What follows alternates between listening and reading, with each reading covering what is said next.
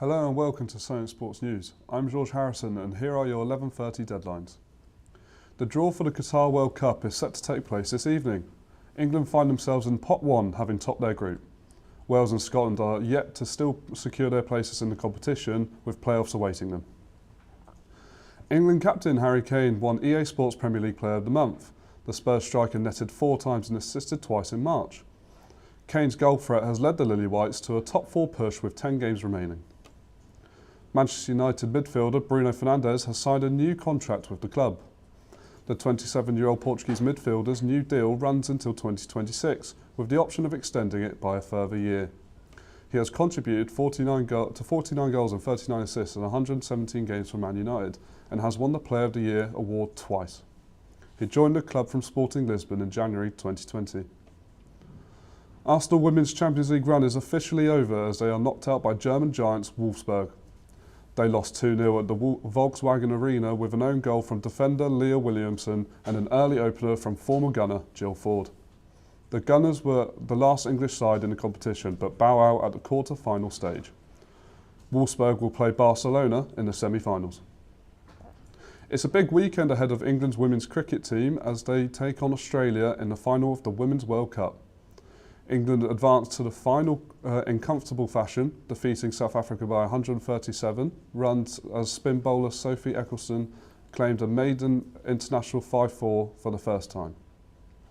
Ecclestone finished with figures of 36-6 as the Proteas were bowled out all for 156.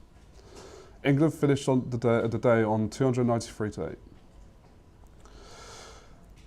Headingley is set to host England's Test match against New Zealand from the 23rd of June. They will also host the final match of their one-day international against South Africa on the 24th of July. The ECB had suspended Yorkshire's right to stage England games over its handling of the Azim Rafiq scandal. Yorkshire's right to host England matches was reinstated subject to key requirements being met by the end of March. In tennis, the Miami Open final takes place on Saturday, with Naomi Osaka taking on Poland's Iga Swiatek for the grand prize. Osaka fought back to beat Belinda Bencic 4-6, 6-3 and 6-4 to reach her first final since she won the 2021 Australian Open. Swiatek, the new female tennis #1, won the Indian Wells title last week. The Pole is the first player to reach the finals of both American hardcourt events since Victoria Azarenka won both back in 2016.